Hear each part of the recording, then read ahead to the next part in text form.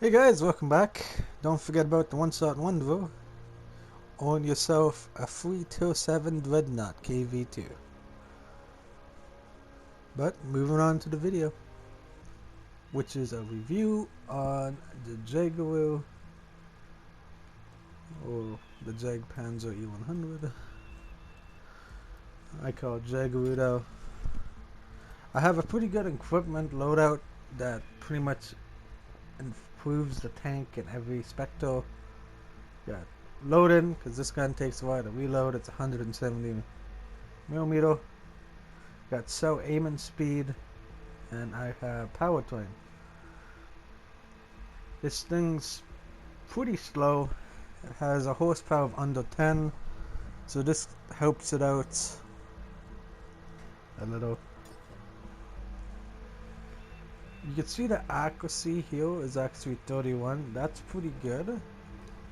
The reason why I have a gunling drive is because the aim time when I first got it was like 2.5, 2.6, stuff like that. But I'm using standard consumers and not carrying any premium rounds. These cells are pretty expensive, but if you want to have the most penetration in the game, cells should be expensive. 7,200 for a heat cell with 420 millimeters of penetration and somewhat okay cell velocity. Got a big blast radius on your HC as well. We're going to skip to commando. Get straight on to the armor, which is okay actually. 40. It's pretty much just the E100 haul with a stronger back turret and bigger gun. If you ever played the E100, that's pretty much what it's like. You have 150 on the sides and wheel of this superstructure, 150 on the lower plate like the E100. Got a weak point on top of the turret. I have 160. People will try their hardest to shoot at it, and some will land shots and it will pen. It's a bit annoying, but it's not as bad as the M3V.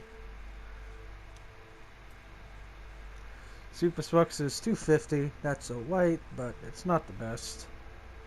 Auto tank destroyers can still get through you, unless if you angle really well. Then you might bounce, depending on where they hit. If they hit this, it's a whole different story.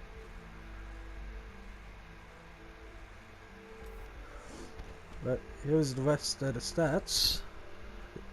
As you see, even with my equipment and commando, I only got the horsepower up to almost 9. Got my forward speed up to 31 and all that stuff.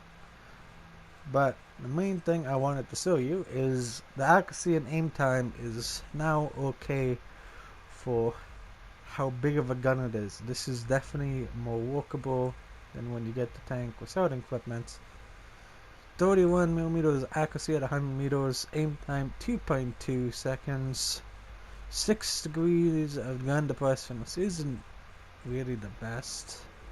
It's almost like Russian. The reload is 19 seconds. And rate of fire is, well, 3 rounds a minute, which is basically 3,150.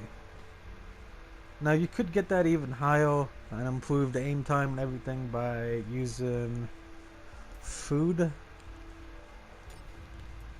which is right here. Increases the commander performance and all that stuff. So you could get that to help it out, and you could swap out the vents powertrain for ventilation. That'll also help out. That might actually be a good idea, honestly. I might have to think about that myself. But if you just want to have an all-round improvement to this vehicle, get the reload down, make the gun usable, and, well, give it that little bit of shove it needs. I shouldn't say the gun isn't usable when you first get it. It still is, but you'll be aiming for a long time. Which, well, it's understandable. It's a big gun that hits for over 1,000. But at the same time, why not try to get as close as you can to a 2-second aim time? Just so you could actually hit your shots and not the twacks. As long as you hit and pen with this tank, and your gun's constantly firing once it reloads, this is a very competitive tank. Well, I'm not so competitive is the word for it, but it's definitely a good tank. Let's get straight into some gameplay. And tomorrow, there'll be more gameplay.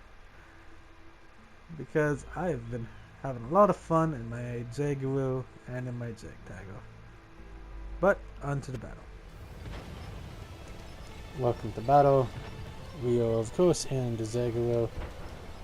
Tank we just finished talking about. This is one of the 3 German Turkan tanks as well as. And unlike the other 2, this one could actually take a hit.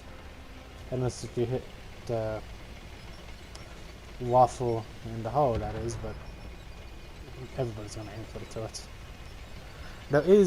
I did have to tone down the volume for this part, because I was in game chat last night with a viewer. Left the whole other side of the map open. I toned it down to 15% here, because this guy was pretty upset because his team went to the city and he lost the A line and pretty much got demolished. But at the same time, he really should have been looking at the map, but he stopped stalking here, so we're just gonna forget about him. He unplugs his mic after plugging it in to cause some trouble.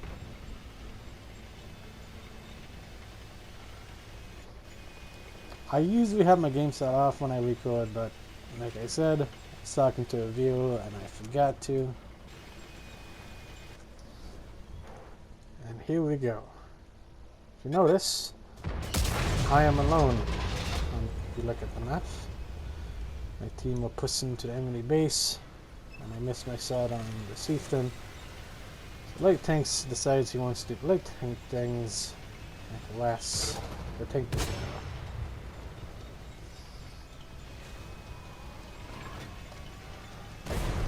Can't seem to get him 90 degrees on that wall. So I smack the chieftain.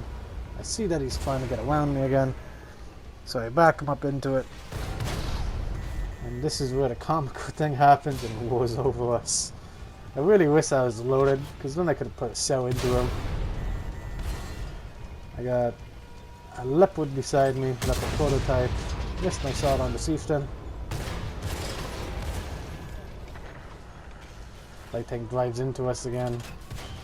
Leopard gives up on trying to get our side. He's driving forwards, so he didn't get my lower plate, but he seems to have lost interest, so I remind him that I'm still here.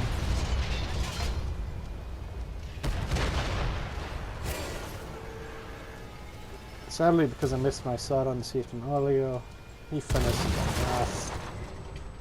But we do win the game by capturing the base here, and there's a pretty close base capture. And if you thought that was a cool little clip there, just wait till tomorrow. I have a bunch more like that, and I'll start you off with a good one. But I hope you guys enjoyed this. Have a good rest of your day. Take care. And if you haven't already, please subscribe. It really helps me out.